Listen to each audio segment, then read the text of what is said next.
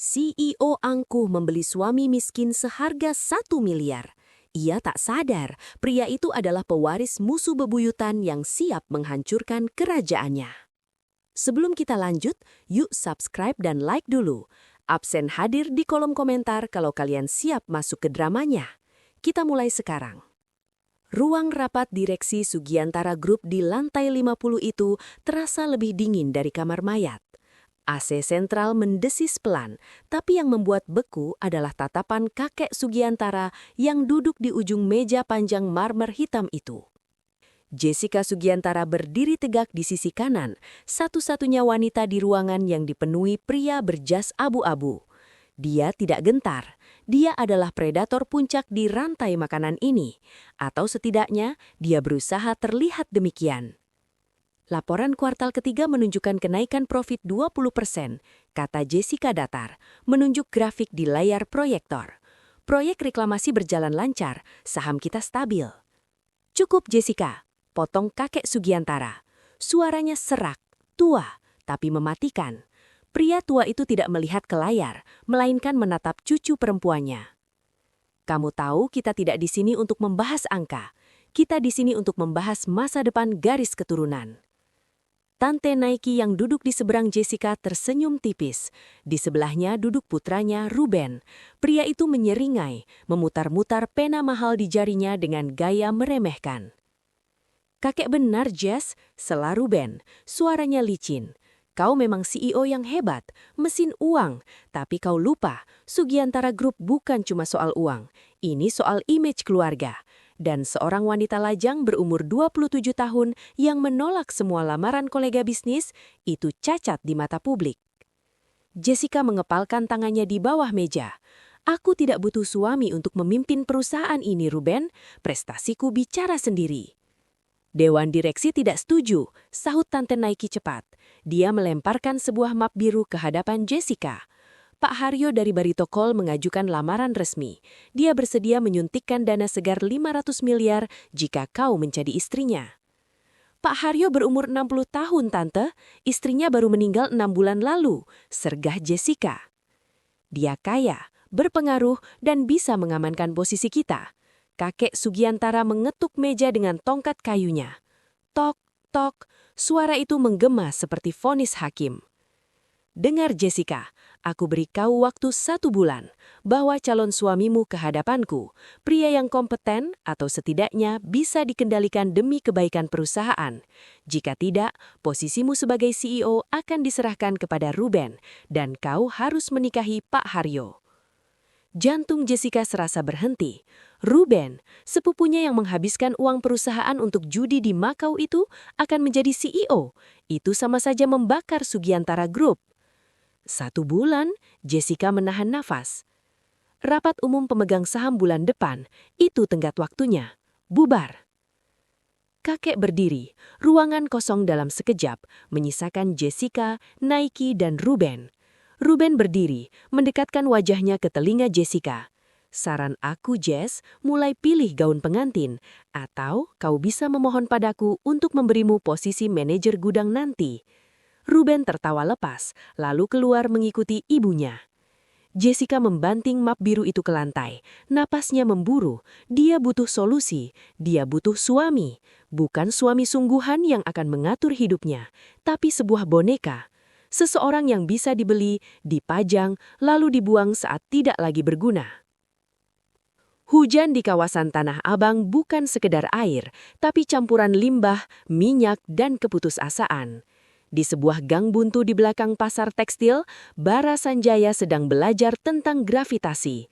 Tubuhnya terlempar menghantam tumpukan keranjang buah busuk. Buh! Bangun lu, tikus! Bara terbatuk, rasa besi memenuhi mulutnya. Dia mencoba membuka mata kirinya yang bengkak. Di hadapannya berdiri 3 debt kolektor. Yang paling besar, pria bernama Jono, sedang mengelap sepatu bootnya yang terkena darah Bara. Ampun bang, Bara meringis, memegangi rusuknya. Saya janji, minggu ini cair. Saya baru dapat kerjaan angkut barang di pelabuhan. Minggu ini, lu kira bos gue Sinterklas? Jono menendang perut Bara. Bara meringkuk seperti udang. Sakitnya luar biasa, tapi dia tidak berteriak. Dia sudah biasa. Yang dia takutkan bukan rasa sakit fisik. Utang pokok lu 20 juta, bunga berbunga jadi 100 juta. Lu bayar sekarang atau ginjal lu gue ambil. Tiba-tiba Jono melihat dompet butuk Bara yang terlempar ke genangan lumpur. Dia memungutnya, membuka isinya yang kosong, dan menarik keluar selembar foto usang. Foto seorang wanita paruh badan yang tersenyum lembut. Oh, ini nyokap lu yang lagi sekarat di RSUD itu ya? Jono menyeringai jahat. Dia mengangkat foto itu tinggi-tinggi. Gimana kalau kita samperin aja ke rumah sakit? Kita tagih di sana. Siapa tahu jantungnya copot, jadi lu nggak perlu bayar biaya rumah sakit lagi. Mata Bara melebar, rasa takut berubah menjadi amarah murni. Jangan sentuh ibu saya. Adrenalin meledak. Bara menerjang kaki Jono, membuatnya terhuyung jatuh. Bara tidak memukul, dia hanya merangkak panik menyambar foto itu dari tangan Jono, lalu mendekapnya erat di dada. Dia melingkarkan tubuhnya melindungi foto itu, membiarkan punggungnya menjadi sasaran pukulan bertubi-tubi dari dua preman lainnya. Buh, buh. Darah mengalir dari pelipis, bercampur air hujan. Bara tidak menawan lagi, dia hanya memejamkan mata, memeluk foto ibunya. Maafkan Bara, Bu, Bara gagal. Cahaya lampu mobil yang menyilaukan tiba-tiba menembus kegelapan gang. Sebuah Rolls-Royce Phantom hitam berhenti tepat di mulut gang. Pintu belakang terbuka, payung hitam mengembang. Jessica Sugiantara turun, melangkah anggun di atas jalanan becek, seolah dia sedang berjalan di catwalk. Para preman berhenti memukul, ternganga melihat wanita yang tampak seperti makhluk asing di tempat kumuh itu. Berhenti. Suara Jessica tidak keras, tapi tajam membelah suara hujan. Jono berdiri, mencoba terlihat garang, meski gemetar melihat mobil seharga 20 miliar itu. Siapa lu? Jangan ikut campur urusan utang piutang. Jessica tidak menatap Jono, matanya terkunci pada Bara. Pria itu hancur lebur, tapi dia melihat bagaimana tangan pria itu masih melindungi foto ibunya. Tidak ada rasa takut di mata Bara, hanya tekad liar untuk melindungi apa yang dia cintai. Dia setia, batin Jessica. Dia putus asa, dan dia punya nyali. Jessica menoleh ke supirnya. Pak Asep, berikan buku cek. Jessica menulis cepat, merobek kertasnya, lalu menjatuhkannya ke wajah Jono. 100 juta, lunas, sekarang enyah dari hadapanku sebelum aku panggil ajudan papa yang seorang jenderal polisi. Jono melihat angka di cek itu, matanya melotot. Tanpa babi bu, dia memberi isyarat kepada anak buahnya dan kabur menembus hujan. Kini hening, Jessica menunduk, menatap Bara yang terengah-engah. Pria itu mendongak, wajahnya penuh lumpur dan darah, tapi tatapannya tajam menantang. Kenapa? Suara Bara parau. Kenapa Anda membayarnya? Aku tidak membayarnya gratis, jawab Jessica dingin. Masuk ke mobil, kau punya utang 100 juta padaku sekarang. Bara ingin menolak, harga dirinya berteriak, tapi bayangan ibunya di rumah sakit menahannya. Dia tidak punya pilihan. Dengan terseok-seok, dia bangkit dan masuk ke dalam mobil mewah yang berbau kulit mahal dan parfum lavender. Bara terbangun karena bau antiseptik yang kuat. Dia tidak berada di IGD sesak yang biasa dia datangi. Ini kamar VVIP, sofa kulit, TV layar datar, dan vas bunga segar. Dia menyentuh perbannya. Lukanya sudah diobati. Pintu terbuka. Jessica masuk. Kali ini mengenakan blazer putih yang membalut tubuhnya dengan otoritas mutlak. Dia melempar sebuah map ke pangkuan Bara. Ibumu sudah dipindahkan ke kamar perawatan VVIP di lantai atas. Dokter spesialis ginjal terbaik di Jakarta akan mengoperasinya besok pagi. Semua biaya ditanggung. Bara tertegun. Apa? Tapi biayanya ratusan juta. Total hutangmu, ditambah biaya rumah sakit ibumu, ditambah bunga, anggap saja 1 miliar rupiah, kata Jessica santai, lalu duduk di sofa seberang ranjang. Dia menyilangkan kaki. Kau tidak mungkin bisa membayarnya seumur hidupmu dengan menjadi kuli panggul. Apa maumu? Tanya Bara waspada. Aku tidak akan menjual ginjal atau jadi kurir narkoba. Aku butuh suami. Hening. Bara mengerjap, yakin dia salah dengar akibat gegar otak ringan. Hah? Menikahlah denganku. Kontrak 1 tahun. Jessica menunjuk map di pangkuan Bara. Tugasmu sederhana. Jadilah suami yang penurut, temani aku ke acara keluarga, dan yakinkan kakekku bahwa kita pasangan bahagia. Tidak ada sentuhan fisik, tidak ada perasaan, tidak ada drama. Kau gila, desis Bara. Kau pikir pernikahan itu mainan? Bagiku, pernikahan adalah transaksi bisnis, merger, akuisisi. Balas Jessica cepat. Dengar Tuan Bara Sanjaya, kau butuh uang untuk ibumu. Aku butuh suami untuk mengamankan perusahaanku dari sepupuku yang serakah, Ruben. Ini simbiosis mutualisme. Bara membuka map itu. Matanya menelusuri pasal demi pasal. Pihak kedua suami dilarang mencampuri urusan bisnis pihak pertama. Pihak kedua akan menerima kompensasi tunai 1 miliar rupiah setelah kontrak berakhir. 1 miliar. Angka itu bisa mengubah hidupnya. Dia bisa membuka bengkel, dia bisa membawa ibunya umroh. Tapi kenapa aku? Tanya Bara pelan. Kau kaya, kau bisa dapat model atau aktor. Mereka serakah dan punya agenda. Mereka kenal duniaku. Kau orang asing, kau tidak punya koneksi. Dan yang paling penting, aku melihatmu di gang itu. Kau setia, kau akan melakukan apa saja demi ibumu. Itu artinya kau mudah dikendalikan, selama aku memegang nyawa ibumu. Bara menggenggam tangan. Wanita ini iblis. Dia menggunakan kasih sayang Bara pada ibunya sebagai senjata. Kalau aku menolak, silahkan, keluar dari pintu itu. Ibumu akan dikeluarkan dari rumah sakit ini dalam 1 jam, dan debt kolektor tadi akan kuberitahu alamat barumu. Kejam, efisien. Bara menatap tanda tangan Jessica yang sudah tertera di sana. Dia mengambil pena. Tangannya gemetar, bukan karena takut, tapi karena dia tahu dia sedang menjual jiwanya. 1 tahun, kata Bara serak. Setelah itu, aku dan ibuku pergi, dan kau tidak akan pernah melihat kami lagi. Sepakat. Jessica menandatangani kontrak itu. Jessica tersenyum tipis, bukan senyum ramah, tapi senyum kemenangan seorang pebisnis yang baru saja menutup deal menguntungkan. Selamat datang di neraka, suamiku. Berdiri tegak, jangan bungkuk seperti udang. Bara menggerutu pelan. Sudah 3 jam dia berdiri di podium sebuah butik eksklusif di kawasan Senopati. 3 orang penjahit mengelilinginya, mengukur setiap senti tubuhnya dengan meteran pita. Nona Jessica, bahunya lebar dan tegap, proporsinya bagus, seperti atlet renang. Komentar salah satu penjahit dengan nada kagum. Jessica yang sedang membalas email di tabletnya, mendongak sekilas.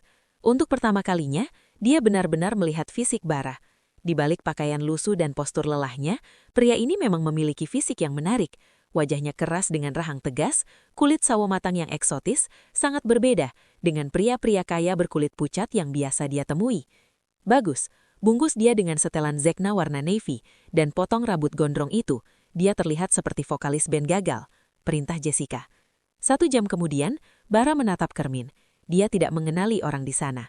Rambutnya yang biasa acak-acakan, kini dipotong rapi model undercut, menampilkan dahinya yang lebar. Wajahnya bersih setelah facial kilat. Setelan jas mahal itu memeluk tubuhnya dengan sempurna, membuat dia terlihat berwibawa. Berapa harga jas ini? Bisik Bara pada pelayan toko. 45 juta, Tuan, belum termasuk sepatu. Bara tercegak ludahnya. 45 juta? Itu cukup untuk makan warga 1 RT di kampungnya selama sebulan. Jessica berjalan mendekat. Dia memutari Bara, menginspeksi barang dagangannya. Dia merapikan dasi Bara dengan gerakan cepat. Wajah mereka berjarak sangat dekat. Bara bisa mencium aroma parfum mahal itu lagi. Jantungnya berdegup aneh. Dengar baik-baik, bisik Jessica. Nanti malam adalah makan malam perkenalan dengan keluarga besar. Kakek dan Ruben akan ada di sana. Mereka akan mencoba memakan kau hidup-hidup. Lalu aku harus apa? Aku nggak ngerti saham atau golf. Jangan bicara soal itu. Jadilah misterius. Kalau ditanya pekerjaan, bilang kau private investor di bidang startup teknologi. Kalau kau tidak tahu jawabannya, tatap mereka dengan angkuh lalu minum wine-mu. Orang kaya suka menganggap kebisuan sebagai karisma. Jadi aku harus jadi orang sombong? Tepat. Kau harus terlihat sepadan denganku. Jangan pernah menunduk. Jangan bilang maaf atau permisi berlebihan. Di duniaku, kesopanan dianggap kelemahan. Oke, bos. Panggil aku sayang saat ada orang lain. Koreksi Jessica. Oke, sayang. Kata itu terasa aneh dan menggelikan di lidah Bara.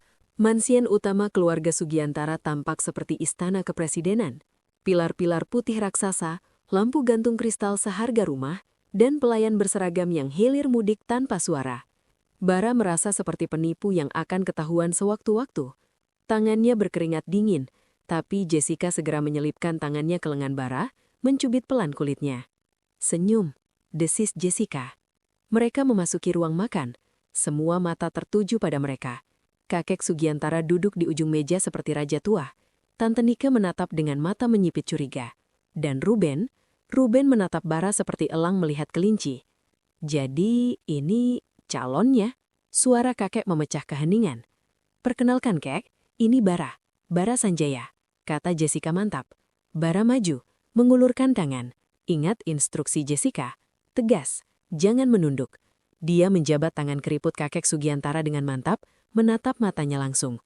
Selamat malam Pak Sugiantara, senang akhirnya bisa bertemu legenda bisnis seperti Anda. Kakek mengangkat alis, sedikit terkejut dengan keberanian Bara. Duduk. Makan malam dimulai. Hidangan pembuka adalah eskargot, siput. Bara menahan diri untuk tidak meringis. Dia meniru gerakan Jessica, menggunakan penjepit khusus itu dengan canggung, tapi berhasil. Jadi Ruben membuka suara, meletakkan garpunya dengan bunyi denting yang disengaja dikeraskan. Aku dengar kau investor. Bidang apa tepatnya? Aku cek di LinkedIn, nama Bara Sanjaya tidak muncul di circle kami. Ini dia, ujian pertama. Jessica menahan napas di sampingnya. Bara menyeka mulutnya dengan serbet perlahan. Dia menatap Ruben dengan santai. Saya bergerak di underground investment Bung Ruben. Saya mendanai sektor real yang sering luput dari radar konglomerat, logistik mikro, distribusi pangan akar rumput. Tidak glamor, tidak ada di LinkedIn, tapi cash flow-nya sangat liquid. Jawaban jenius. Bara sebenarnya sedang mendeskripsikan pekerjaan kuli panggul dan ojeknya dengan bahasa bisnis. Jessica hampir tersedak wine-nya. Dia menyembunyikan senyumnya di balik gelas. Pintar juga dia. Batinnya. Menarik, kata kakek Sugiantara tiba-tiba. Sektor real memang pondasi ekonomi. Banyak anak muda sekarang cuma main kripto dan saham gorengan. Kakek melirik sinis ke arah Ruben. Wajah Ruben memerah. Dia tidak terima dikalahkan. Oke, tapi latar belakang keluarga itu penting. Orang tuamu siapa, Bara? Suasana menegang. Jessica sudah menyiapkan cerita palsu bahwa orang tua Bara adalah pengusaha tambang yang bangkrut dan meninggal di luar negeri. Tapi Bara terdiam sejenak. Dia teringat ibunya di rumah sakit. Dia teringat ayahnya yang pergi entah kemana sejak dia kecil. Ayah saya meninggal saat saya kecil. Ibu saya adalah wanita terkuat yang pernah saya kenal. Dia mengajarkan saya bahwa kehormatan tidak ditentukan oleh saldo bank, tapi oleh seberapa teguh kita memegang janji. Jawaban itu jujur, dan entah kenapa itu membuat kakek Sugiantara terdiam lama. Tatapan mata tua itu melembut sekilas, seolah teringat masa lalu. Jawaban yang bagus, gumam kakek. Jessica, persiapkan pernikahannya minggu depan, jangan terlalu mewah, aku tidak suka foya-foya di tengah ekonomi sulit. Ruben membanting serbetnya ke meja, Tante Nike pucat pasi. Rencana mereka gagal total. Jessica menghela napas lega, babak satu selesai. Namun, saat mereka berjalan keluar menuju mobil, Ruben mencegat Bara di teras saat Jessica sedang ke toilet. Ruben mencengkram kerah jas mahal Bara. Bau alkohol tercium kuat dari mulutnya. Hei, penipu, aku tidak tahu dari selokan mana Jessica memungutmu, tapi aku akan cari tahu, dan saat aku menemukan bangkai tikus di lemari masa lalumu, aku akan menghancurkanmu. Bara menepis pangan Ruben dengan kasar. Dia memajukan wajahnya, matanya kembali menyala liar seperti saat di gang kumuh itu. Hati-hati Bung, tikus got punya gigitan yang bisa bikin infeksi mematikan. Jangan main-main sama gue. Bara berbalik dan masuk ke mobil, meninggalkan Ruben yang terpaku kaget dengan perubahan logat dan aura Bara. Di dalam mobil, Jessica menatap Bara. Apa yang kau katakan pada Ruben? Cuma salam perkenalan antar saudara, jawab Bara sambil melonggarkan dasinya. Dia menyandarkan kepalanya ke jok kulit, lelah luar biasa. Jadi, kapan aku dapat uang muka 1 miliarku? Jessica menatap profil samping wajah Bara. Untuk pertama kalinya, dia merasa bahwa dia mungkin, hanya mungkin, telah membeli sesuatu yang jauh lebih berbahaya daripada sekedar boneka. 2 minggu setelah pernikahan kilat itu, Bara menyadari satu hal, menjadi orang kaya itu membuat lapar. Makan malam tadi, di acara gala pembukaan galeri art itu, hanya menyajikan kanape seukuran koin dan daging steak yang porsinya lebih kecil dari kotak macis. Bara harus tersenyum, mengangguk dan menahan bunyi perutnya selama 3 jam. Sekarang pukul 1 dini hari. Mansien Sugiantara sepi seperti kuburan. Bara mengendap-ngendap turun ke dapur utama yang luasnya menyaingi lapangan futsal. Kulkas raksasa itu penuh dengan bahan makanan impor, keju berjamur, botol-botol sparkling water. Tidak ada makanan manusia normal. Setelah mengobrak-abrik kabinet belakang, dia menemukannya. Harta karun. Sepaku mie instan rasa soto yang entah milik siapa. Mungkin stok darurat satpam yang tertinggal. 10 menit kemudian, aroma bumbu soto yang gurih dan menusuk hidung menguar, menodai udara steril mansion itu yang biasanya berbau lili dan disinfektan. Bara duduk di meja island marmer, siap menyantap mie panas itu langsung dari panci. "Apa yang kau lakukan?" Bara tersedak kuah panas. Dia menoleh. Jessica berdiri di ambang pintu dapur. Dia menakan piyama sutra grau hitam, rambutnya tergerai, dan wajahnya tanpa make-up. Dia terlihat 5 tahun lebih muda dan tidak seangker biasanya. "Makan," jawab Bara polos, menyeka mulutnya. Jessica berjalan mendekat, hidungnya berkerut mengendus aroma itu. "Baunya tajam sekali, itu MSG murni. Kau ingin mati muda?" "Setidaknya mati dalam keadaan kenyang," balas Bara cuek. Dia menyendok mie lagi. "Lagian ini makanan jiwa, orang kayak kamu mana ngerti, taunya foie gras yang rasanya kayak lemak sabun itu." Jessica menatap panci itu, tatapannya bukan jijik, tapi penasaran. Seumur hidupnya, makanan Jessica diatur oleh ahli gizi, kalori dihitung, nutrisi ditakar. Mie instan adalah barang haram di rumah ini. "Enak?" tanya Jessica tiba-tiba, suaranya pelan. Bara berhenti mengunyah. Dia melihat kilasan rasa ingin tahu di mata Jessica. Tanpa banyak bicara, dia mengambil mangkuk kecil, menuangkan sebagian mie dan kuah, lalu menyodorkannya ke Jessica bersama garpu. "Cobain, kalau besok kamu keracunan, potong aja uang kontrakku." Jessica ragu sejenak. Dia melihat sekeliling memastikan tidak ada pelayan yang melihat dosa ini. Perlahan, dia menusuk sedikit mie, meniupnya lalu memasukkannya ke mulut. Mata Jessica membelalak. Gurih, asin, hangat. Rasanya meledak di lidah yang terbiasa dengan makanan hambar. "Gimana?" tanya Bara. Jessica menelan, lalu tanpa sadar menyendok lagi. "Asin, tidak sehat, teksturnya kenyal aneh." Tapi lumayan," gumam Jessica, menyembunyikan senyum tipis. Malam itu, di bawah lampu redup dapur mewah itu, CEO dingin dan suami bayarannya duduk berdampingan, menghabiskan sepanci mie instan. "Dulu, waktu ibuku sehat, kalau hujan dia selalu masak ini buatku, ditambah telur setengah matang dan irisan cabai rawit. Itu rasanya lebih enak dari makanan hotel bintang 5 manapun." Jessica berhenti makan. Dia menatap profil wajah Bara yang terlihat lembut saat membicarakan ibunya. Ada kerinduan di sana yang membuat dada Jessica nyeri. Jessica punya segalanya, tapi dia tidak ingat kapan terakhir kali makan bersama orang tuanya dengan santai seperti ini. "Ibu Titin, dia beruntung punya anak sepertimu," kata Jessica pelan. Bara menoleh, kaget Jessica mengingat nama ibunya. "Dan kamu, mungkin butuh lebih sering makan micin biar nggak kaku kayak kanebo kering." Jessica tertawa. Itu tawa pertamanya yang lepas, bukan tawa sopan untuk bisnis, suaranya renyah. Bara terpaku sejenak melihat tawa itu. Sial, batinnya. Dia cantik kalau sedang tidak jadi nenek sihir. Keesokan harinya, suasana hangat itu lenyap, kembali ke mode perang. Jessica mengajak Bara ke rapat inspeksi mendadak di gudang distribusi utama Sugiantara di Tanjung Priuk. Ada masalah besar. Para buruh angkut melakukan mogok kerja, menghambat pengiriman ekspor senilai miliaran rupiah. Ruben sudah ada di sana, berdiri di samping manajer gudang, memarahi perwakilan buruh. "Kalian ini tidak tahu diuntung," bentak Ruben, wajahnya merah padam. "Perusahaan sudah memberi gaji UMR, masih minta tunjangan ini itu. Kalau kalian tidak mau kerja, saya pecat semua. Saya bisa cari 1.000 orang lain yang mau kerja besok." Para buruh yang rata-rata pria berotot kasar dan berkulit gelap karena matahari, mulai emosi. Suasana memanas. Seseorang melempar botol plastik ke arah Ruben. "Minggir!" teriak kepala buruh. "Kami mau bicara sama Bu Jessica." Jessica turun dari mobil didampingi Bara. Wajahnya tegang. "Ruben, mundur. Jangan memprovokasi." "Mereka preman, Jess. Harus dilawan pakai hukum," sahut Ruben. "Pak," Jessica mencoba bicara dengan nada diplomatik khas korporat.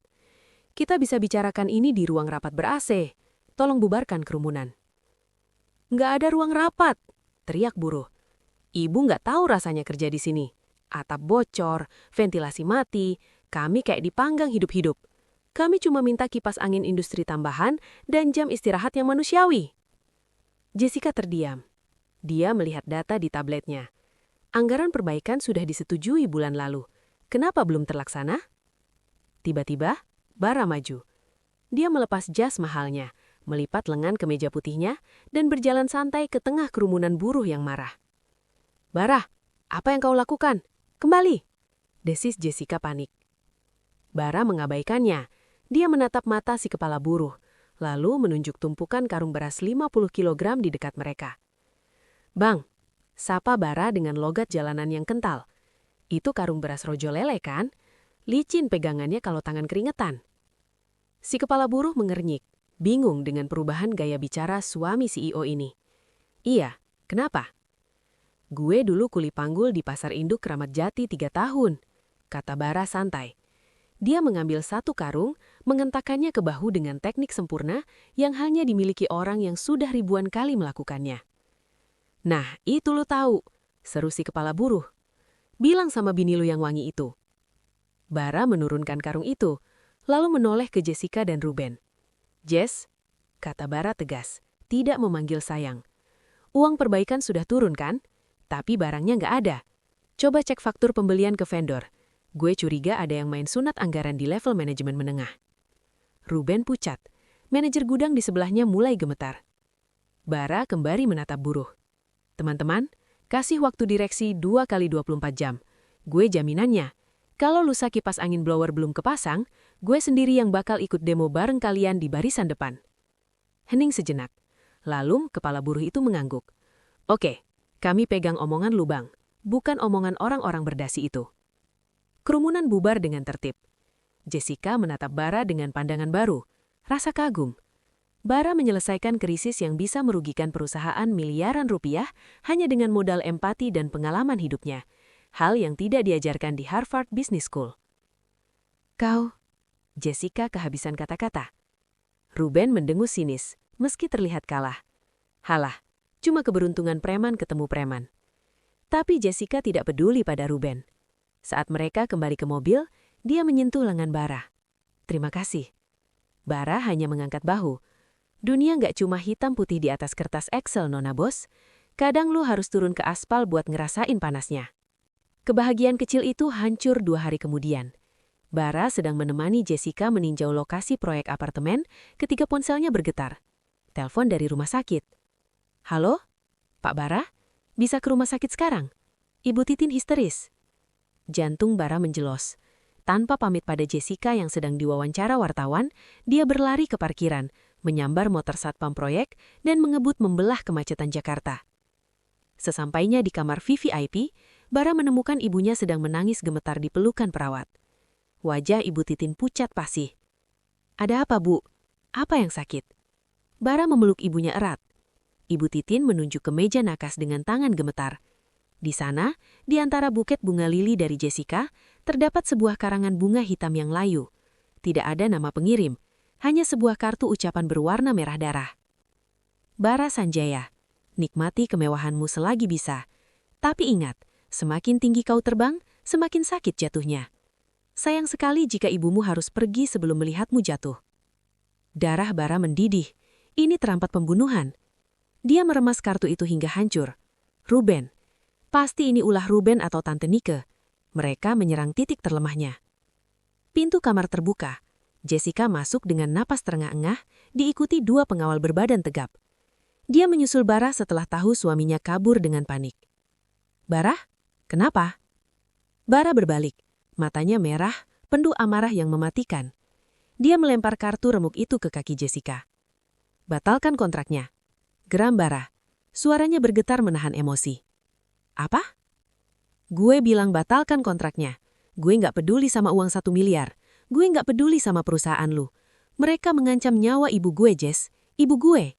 Bara berteriak. Air mata kemarahan menetes. "Gue bisa jadi gembel lagi. Gue bisa makan nasi garam. Tapi gue nggak bisa kalau ibu gue disentuh." Jessica memungut kartu itu. Membacanya. Rahangnya mengeras.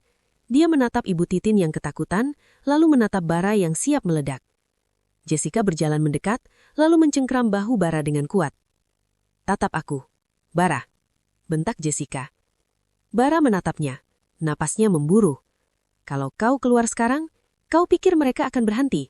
Tidak. Kau akan kembali ke jalanan, tanpa perlindungan, dan mereka akan lebih mudah mencelakai ibumu karena kau tidak punya kekuasaan." Kata-kata Jessica menampar kesadaran Bara. Dia benar. Di luar sana, dia cuma semut yang bisa diinjak kapan saja. "Di sini, kau suamiku," lanjut Jessica. Suaranya melembut namun tegas. dan tidak ada satupun yang boleh menyentuh milik Jessica Sugiantara. Jessica berbalik pada kepala pengawalnya. Pak Asep, tempatkan 4 orang di depan pintu ini 24 jam. Pasang CCTV tambahan di dalam kamar. Semua makanan yang masuk harus diperiksa. Dan cari tahu siapa pengirim bunga ini. Aku ingin namanya ada di mejaku besok pagi. Siap, Nona. Jessica kembali menatap Bara. Tatapan wanita itu berubah. Ada perjanjian yang tulus di sana. Aku yang menyeret kau ke dalam perang ini, Bara, maka aku berjanji, atas nama nyawa aku sendiri, ibumu tidak akan terluka sedikit pun. Percaya padaku. Bara melihat kesungguhan itu. Perlahan, bahunya merosot. Amarahnya surut. Berganti rasa lelah dan rasa aman. Untuk pertama kalinya, ada orang lain yang ikut memikul beban di pundaknya. Tekanan teror dan pekerjaan membuat fisik Jessica akhirnya menyerah. Malam itu, hujan badai. Bara menemukan Jessica pingsan di ruang kerjanya di rumah. Tubuhnya panas tinggi, menggigil hebat. Ke rumah sakit, kata Bara sambil membopong Jessica ke kamar tidur utama. Tidak, racau Jessica lemah, matanya terpejam. Jangan, nanti harga saham turun. Kalau CEO sakit, media. Gila, udah mau mati masih mikirin saham. Gerutu Bara, tapi dia menuruti kemauan keras kepala istrinya. Bara membaringkan Jessica di kasur king size. Dia mengambil baskom air hangat, handuk kecil, dan minyak kayu putih. Dia tidak memanggil pelayan, dia ingin melakukannya sendiri. Dengan hati-hati, Bara membuka kancing piyama Jessica bagian atas untuk mengompres leher dan dadanya.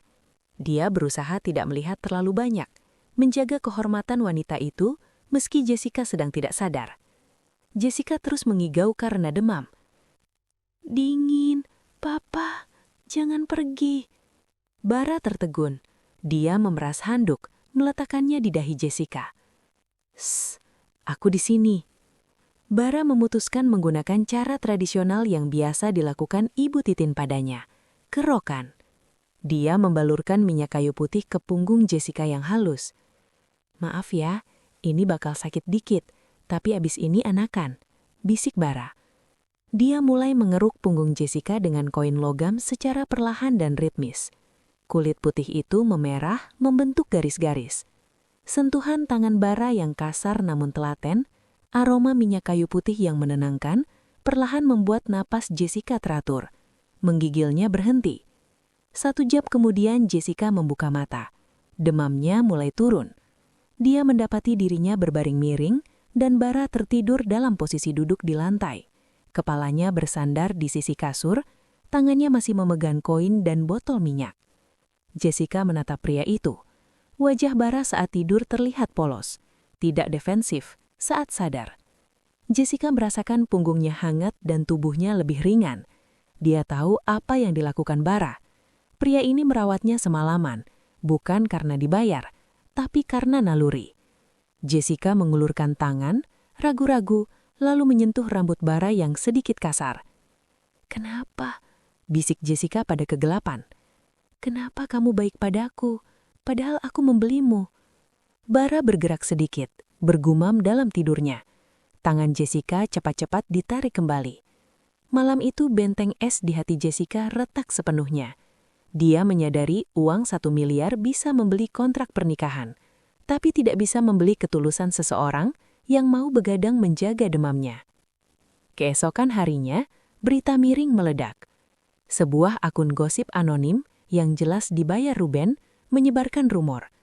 Pernikahan CEO Sugiantara hanya rekayasa, suami ternyata mantan kuli panggul yang dibayar. Saham Sugiantara Group anjlok 3% di sesi pembukaan. Dewan direksi panik. Kakek Sugiantara menelpon, marah besar. Kalian harus tampil di hadapan publik malam ini juga, perintah kakek. Acara amal Yayasan Jantung di Hotel Mulia. Tunjukkan pada dunia bahwa kalian dimabuk asmara, atau kita semua tamat.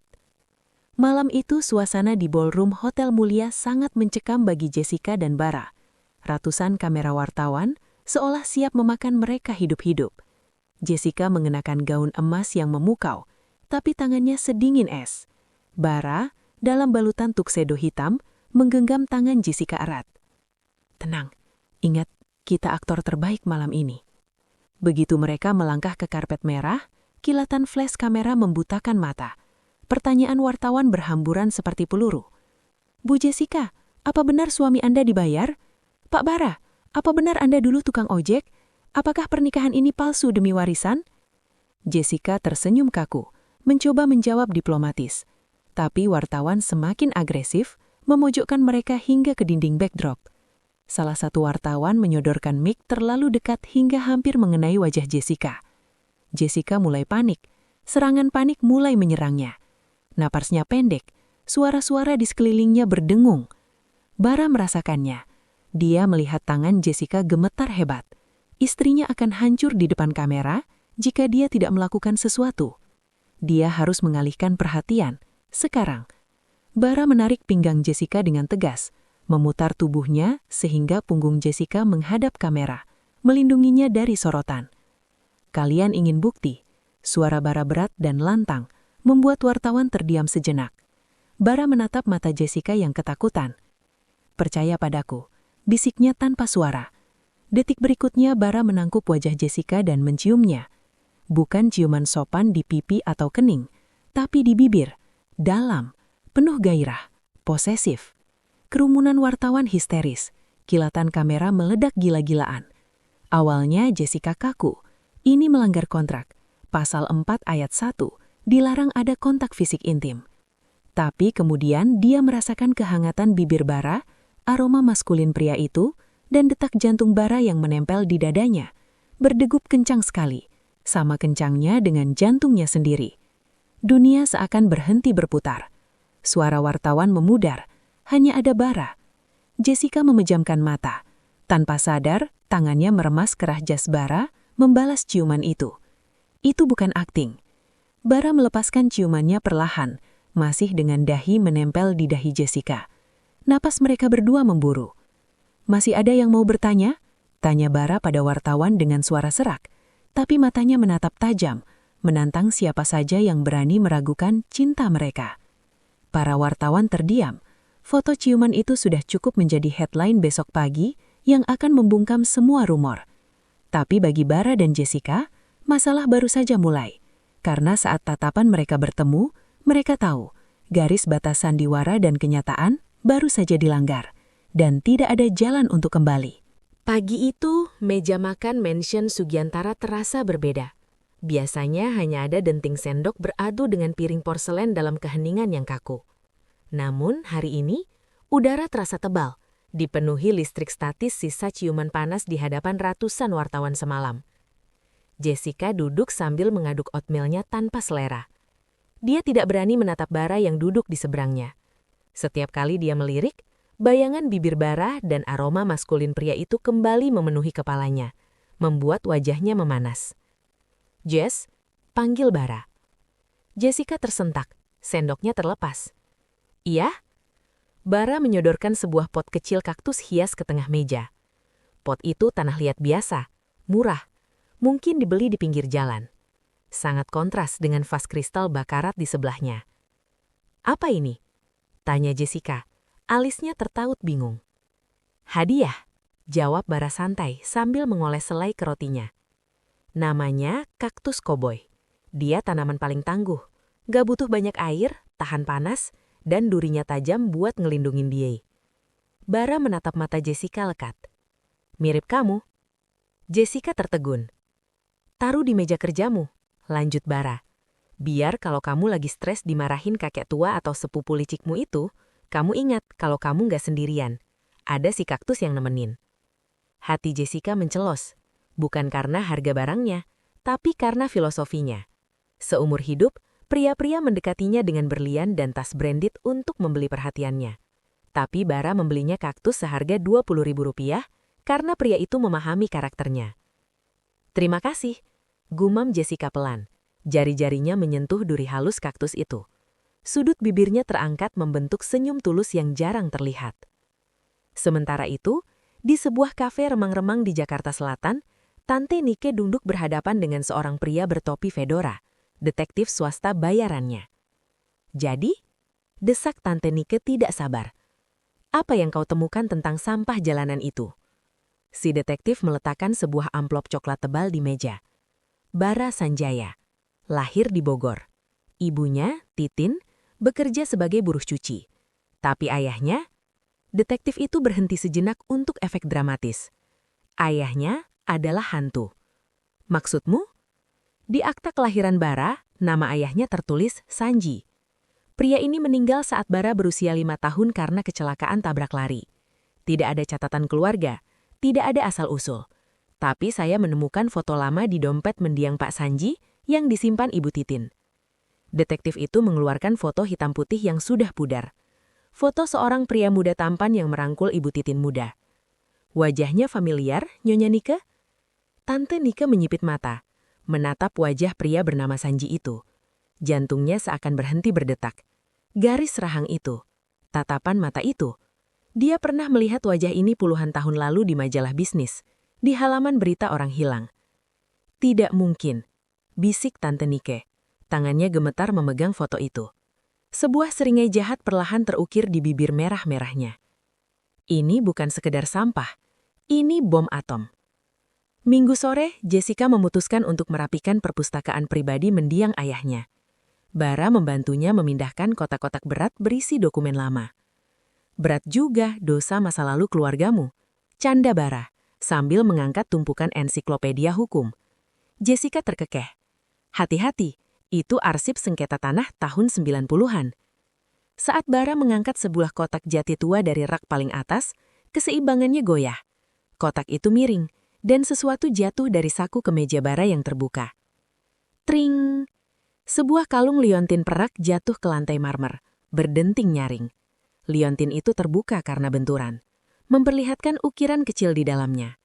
Di saat yang sama, Oma Laras yang biasanya jarang keluar kamar karena stroke ringan, sedang didorong kursi rodanya oleh perawat melewati pintu perpustakaan. Mata tua Oma Laras tertuju pada benda kilau di lantai itu. Tunggu, suara Oma Laras berdetar. Bara buru-buru memungut kalungnya. Maaf Oma, saya menjatuhkan barang saya. Perlihatkan. Pinta Oma Laras. Matanya membelak-belak lebar, napasnya mulai memburu. Perlihatkan padaku. Bara nggak bingung, tapi dia mendekat dan memperlihatkan kalung itu. Itu adalah satu-satunya peninggalan ayahnya, Sanji. Sebuah liontin perak berbentuk elang yang sedang mencengkeram bola dunia. Begitu melihat lambang elang itu, Oma Laras menjerit histeris. Wintara! Itu Wintara! Jeritan Oma Laras menggema di seluruh lorong mansion. Dia menunjuk-nunjuk wajah Bara dengan tangan keriput yang gemetar hebat. Setan, pembunuh, usir dia. Dia membawa lambang setan itu. Oma Laras mulai kejang karena panik. Perawat dan Jessica panik. Oma, tenang. Ini Bara, suamiku. Jessica memeluk neneknya. Dia Wintara, Jessica. Elang itulah yang menghancurkan kakekmu, yang membuat ayahmu serangan jantung. Usir dia. Bara mundur, wajahnya pucat. Dia menggenggam kalung itu erat. Wintara? Apa maksudnya? Ini kalung ayah saya, Pak Sanji. Jessica menatap Bara dengan tatapan yang sulit diartikan. Dia tahu lambang itu.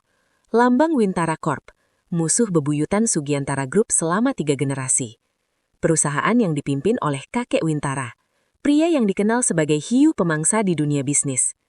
Tapi bagaimana mungkin Bara, seorang mantan kuli panggul, memiliki lambang kebesaran keluarga konglomerat musuh mereka? Simpan kalung itu, Bara, kata Jessica dingin, setelah perawat membawa Oma Laras pergi. Dan jangan pernah memakainya lagi di rumah ini. Keesokan harinya, mimpi buruk Oma Laras menjadi kenyataan. Pagi-pagi sekali, kantor pusat Sugiantara Group gempar. Proyek Green City di Kalimantan, proyek andalan Jessica senilai 5 triliun rupiah, tiba-tiba dibatalkan sepihak oleh pemerintah daerah. Berita di televisi menayangkan headline besar, Wintara Corp ambil alih proyek Green City dengan penawaran lebih rendah. Jessica membanting remote TV di ruang kerjanya. Bagaimana bisa? Angka penawaran kita rahasia. Bagaimana Wintara bisa tahu angka persisnya dan menawar sedikit di bawah kita? Ruben masuk ke ruangan dengan wajah pura-pura prihatin. Ada mata-mata, Jess. Pasti ada orang dalam yang membocorkan data kita ke pihak Wintara. Mata Ruben melirik sekilas ke arah Bara yang duduk diam di sofa pojok ruangan. Jessica mengikuti arah pandang Ruben. Keraguan mulai merayapi hatinya. Bara punya akses ke ruang kerja Jessica di rumah. Bara ada di sana saat Jessica membahas angka proyek. Dan kejadian kemarin, kalung berlambang Wintara itu. Jessica menggeleng kuat. Tidak, Bara tidak mungkin mengkhianatiku. Dia yang merawatku saat sakit. Dia yang melindungi ibunya mati-matian. Tapi tekanan dari Dewan Direksi tak tertahankan. Telepon Jessica berdering tanpa henti. Kakek Sugiantara memanggilnya, mengamuk. Saham perusahaan terjun bebas. Jess, Bara berdiri, mencoba mendekat. Kamu pucat banget, istirahat dulu, biar aku pesankan makan. Jangan sentuh aku, bentak Jessica refleks, menepis tangan Bara. Keheningan menyakitkan mengisi ruangan itu. Bara terpaku, tangannya menggantung di udara. Jessica segera menyesali nada bicaranya. Maaf, aku cuma pusing. Situasinya kacau, Bara.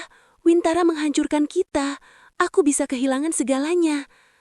Aku bukan musuhmu, Jess, kata Bara pelan, matanya menyiratkan luka. Kalau ada yang bisa aku bantu? Kamu nggak ngerti, potong Jessica, frustasi memuncak. Kamu nggak ngerti dunia bisnis, kamu nggak ngerti betapa jahatnya Wintara. Ini bukan soal angkat beras di pasar, Bara, ini perang. Bara mundur selangkah. Kata-kata itu menampar harga dirinya. Ternyata, di mata Jessica, dia tetaplah orang luar yang tidak kompeten. Oke, kata Bara datar, gue emang bodoh soal bisnis. Gue tunggu di luar. Bara keluar, meninggalkan Jessica yang memijat pelipisnya sambil menahan tangis. Dia butuh Bara, tapi rasa takut dikhianati membuatnya mendorong pria itu menjauh. Di kediaman pribadinya, Tante Nike menyesap champagne mahal sambil membaca laporan laboratorium yang baru saja diantar kurir.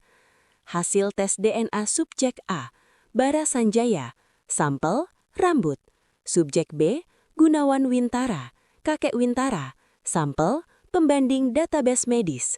Probabilitas hubungan 99,9%, kakek, cucu kandung. Tante Nike tertawa lepas, tawanya menggema menakutkan. Luar biasa, gumamnya. Jessica, kau benar-benar menggali kuburanmu sendiri. Kau menikahi pangeran mahkota dari kerajaan musuh. Flashback singkat terlintas di benak Nike. Puluhan tahun lalu, putra bungsu kakek Wintara, Indra Sanjaya Wintara, kabur dari rumah karena menolak dinikahkan demi bisnis.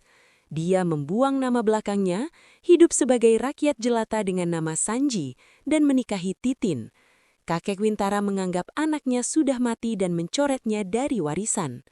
Tapi, Indra alias Sanji punya anak, Bara, pewaris sah tahta Wintara Corp yang selama ini dicari-cari oleh kakek Wintara yang kini sakit-sakitan dan tidak punya penerus karena anak-anak yang lainnya tidak kompeten.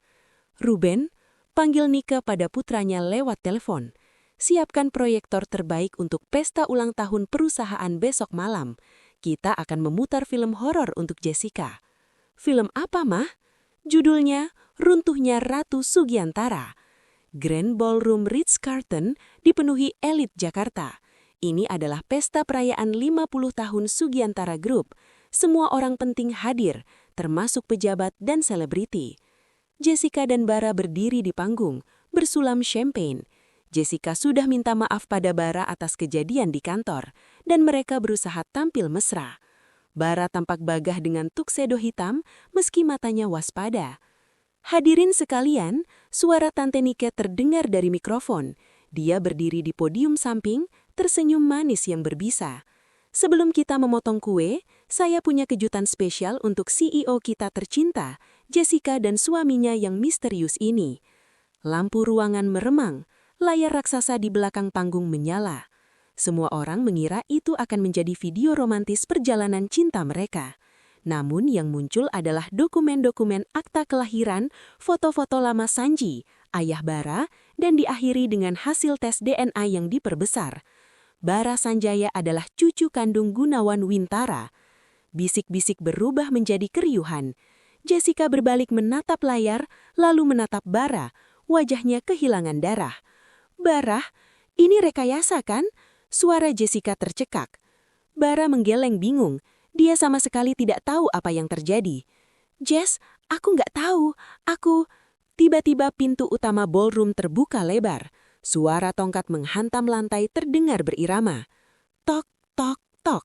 Seorang pria tua di kursi roda didorong oleh asisten bertubuh gagah memasuki ruangan. Aura kekuasaannya begitu pekat hingga membuat ruangan hening seketika. Itu Gunawan Wintara, kakek Wintara, sang legenda hidup, musuh besar. Kakek Wintara tidak menatap Jessica, matanya terkunci lurus pada Bara di atas panggung. Mata yang sama persis dengan mata Bara, liar dan tajam. Akhirnya aku menemukanmu, nak, darah dagingku yang hilang. Suara kakek Wintara parau namun menggema lewat mik yang terpasang di kerah asistennya. Bara mundur selangkah. Siapa Anda?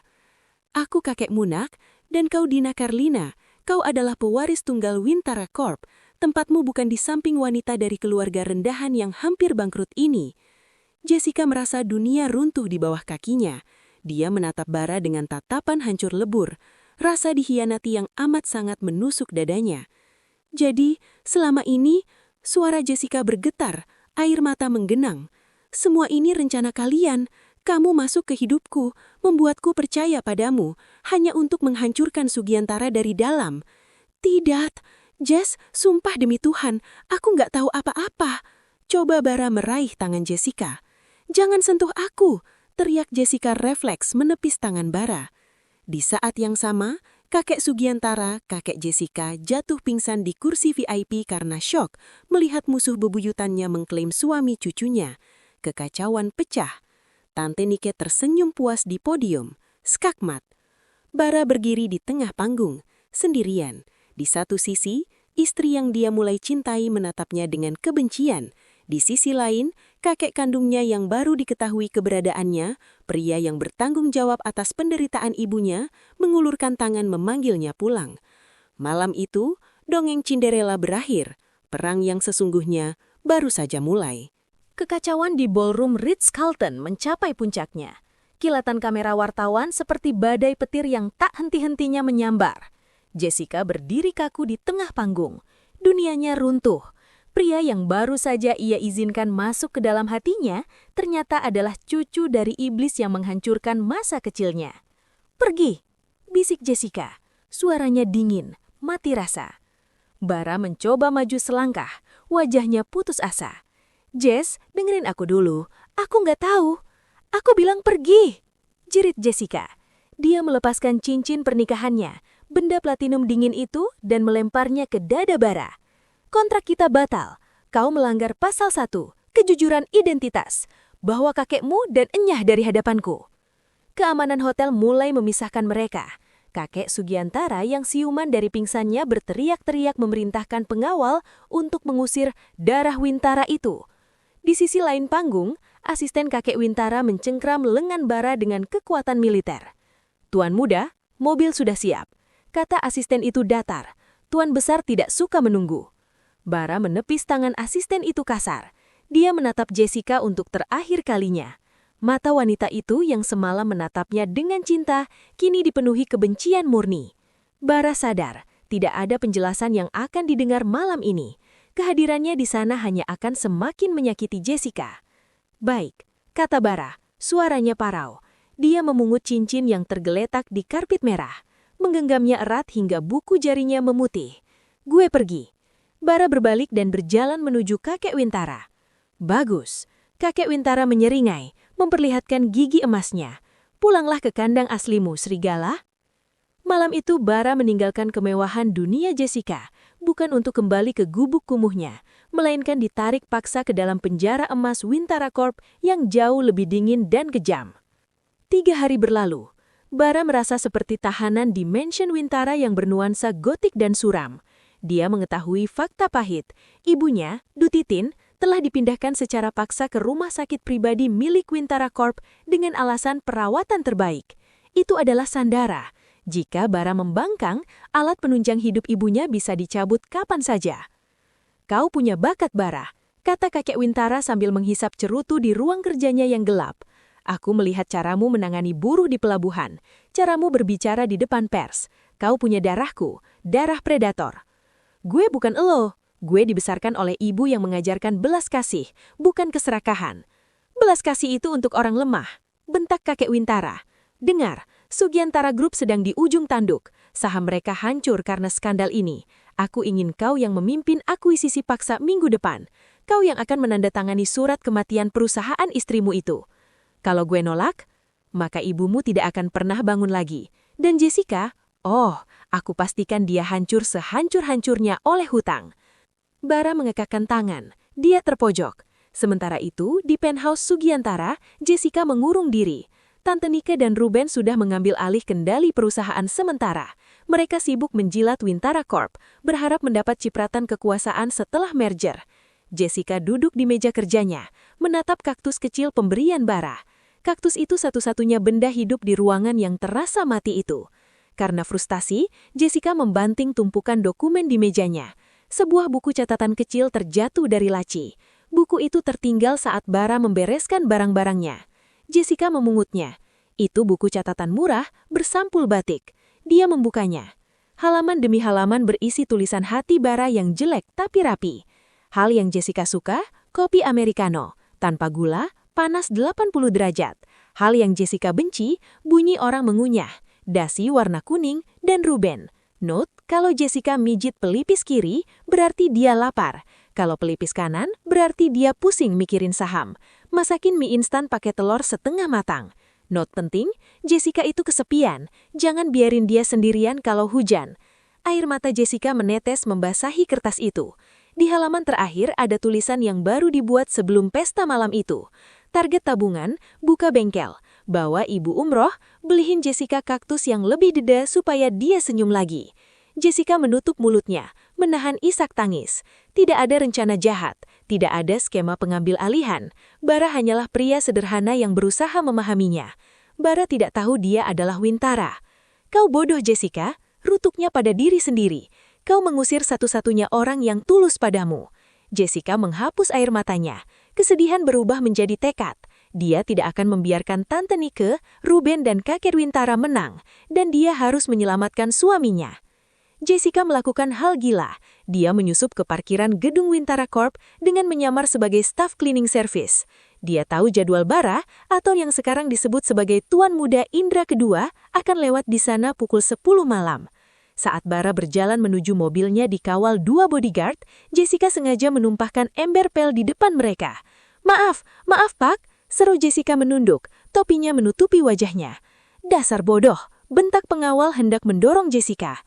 Bara menahan tangan pengawal itu. Dia mengenali aroma parfum itu, lavender dan kesedihan. Tinggalkan kami, perintah Bara pada pengawalnya. Aku mau marahin dia sendiri.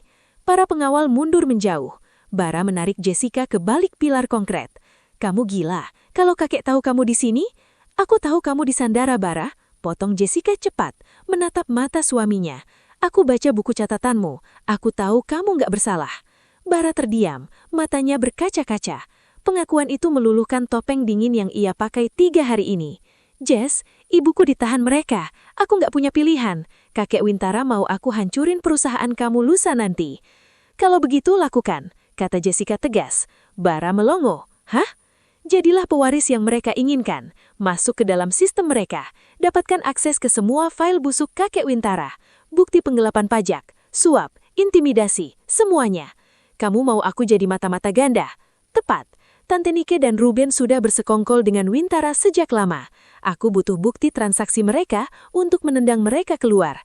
Jessica menggenggam tangan Bara. Gunakan aku sebagai umpan. Biarkan mereka berpikir kita musuh. Hancurkan aku di depan umum supaya mereka lengah. Itu terlalu berbahaya, Jess. Kalau gagal, kita berdua tamat. Kita sudah tamat kalau diam saja. Jessica menatap tajam. Ingat filosofi kaktus? Bertahan hidup di lingkungan paling keras sekalipun. Bara menatap wanita di hadapannya. Bukan lagi putri manja di Menara Gading, tapi mitra tempur yang sepadan. Bara mengangguk. Oke, kita bakar kerajaan ini sama-sama. Hari penandatanganan akuisisi tiba. Ruang rapat utama Sugiantara Group dipenuhi pengacara, direksi, dan tentu saja Tante Nike, serta Ruben yang tersenyum lebar. Kakek Wintara duduk di ujung meja, tampak puas. Di sampingnya, Bara duduk dengan setelan jas hitam legam, wajahnya tanpa ekspresi. Jessica duduk di seberang mereka, tampak kalah dan lelah. "Silahkan tanda tangan di sini, Nona Jessica," kata pengacara Wintara. Dengan ini, 60% saham Sugiantara Group beralih ke Wintara Corp dengan harga 1 miliar rupiah. Itu penghinaan. Perusahaan bernilai triliunan dibeli seharga kerupuk. Jessica mengambil pena dengan tangan gemetar. Dia menandatanganinya. "Bagus," kakek Wintara tertawa. "Sekarang, cucuku, Bara, tanda tangan sebagai CEO baru Sugiantara dan pecat wanita ini." Bara berdiri. Dia mengambil dokumen itu. Semua mata tertuju padanya. Tante Nike sudah siap bertepuk tangan. Bara menatap kakek Wintara.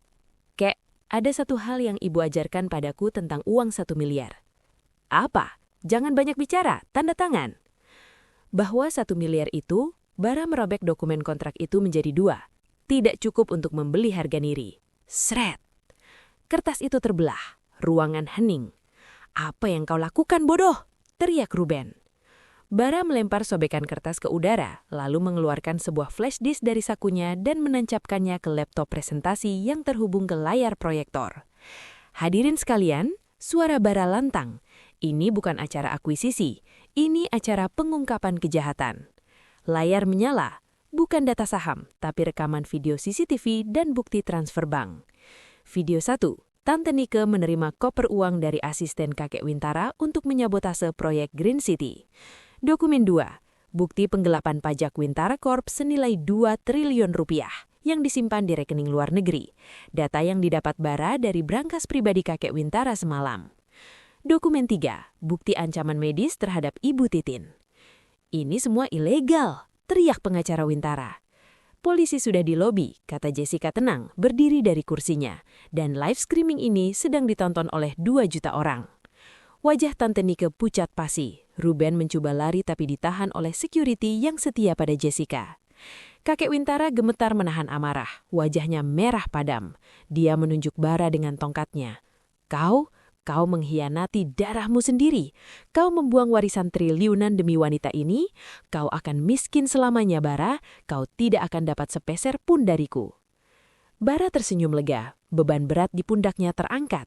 "Simpan uang harammu, kek. Aku lebih suka jadi orang miskin yang bisa tidur nyenyak daripada jadi raja di atas penderitaan orang lain."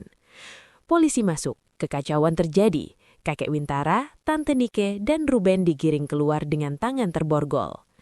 Di tengah hiruk-pikuk itu, Bara menatap Jessica. Mereka menang, tapi Bara tahu tempatnya bukan di sini. Dia telah menghancurkan keluarganya sendiri. Dia merasa kotor. Tanpa sepatah kata, Bara berbalik dan berjalan keluar dari pintu belakang, menghilang sebelum Jessica sempat memeluknya. 1 tahun kemudian, Sugiantara Group telah bangkit kembali. Jessica membersihkan perusahaan dari parasit dan memimpin dengan gaya baru, lebih manusiawi, terinspirasi dari metode Bara. Tapi penthouse-nya terasa sepi. Kaktus di meja kerjanya sudah berbunga kecil berwarna merah muda. Jessica mengecek jam tangannya. Pukul 5 sore. Dia membatalkan semua rapat. "Pak Asep, ke bengkel Berkah Barokah di Jakarta Timur." Di sebuah bengkel sederhana namun ramai, Bara sedang berada di kolong mobil tua berlumuran oli. Dia mengenakan baju montir biru yang kusam. "Mas Bara, ada pelanggan mau servis total," teriak salah satu pegawainya. Mantan preman yang dulu memukulnya, kini sudah taubat dan kerja ikut Bara. Bara meluncur keluar dari kolong mobil. "Oke, mobil apa? Kalau Ferrari gue nggak punya kuncinya ya." Bara berdiri sambil mengelap tangannya dengan kain majun. Dia mendongak dan terpaku. Bukan mobil yang batang, tapi seorang wanita dengan gaun putih selutut dan sepatu kestet. Jessica Sugiantara. Dia berdiri di pintu bengkel yang berdebu, tampak sersinar seperti bidadari salah alamat. Musik dangdut dari radio bengkel seolah berhenti. "Mobilku mogok," kata Jessica tersenyum jahil. "Oh ya?"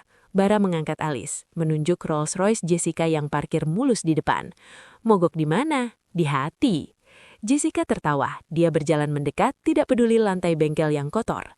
"Ibu Titin apa kabar?" "Sehat, lagi sibuk ngajarin ibu-ibu PKK bikin kue. Dia kangen kamu." "Aku juga." Keheningan yang nyaman menyelimuti mereka. Tatapan mereka terkunci, rindu yang tertahan selama setahun tumpah ruah. Jessica mengeluarkan amplop bokrap dari tasnya, persis saat pertemuan mereka setahun lalu. Bara mundur selangkah, pura-pura trauma. Waduh, kontrak apa lagi nih? Gue udah gak butuh duit 1 miliar, bengkel gue udah laku keras. Jessica menyodorkan amplop itu. Buka aja. Bara membuka amplop itu dengan tangan berminyak. Isinya selembar kertas, bukan kontrak hukum yang rumit, hanya tulisan tangan Jessica. Surat perjanjian. Pihak pertama, Jessica Sugiantara, wanita kaktus. Pihak kedua, Bara Sanjaya, montir serigala. Pasal-pasal. Pihak kedua wajib memeluk pihak pertama setiap kali hujan turun. Pihak pertama berjanji akan belajar makan mie instan tanpa komplain.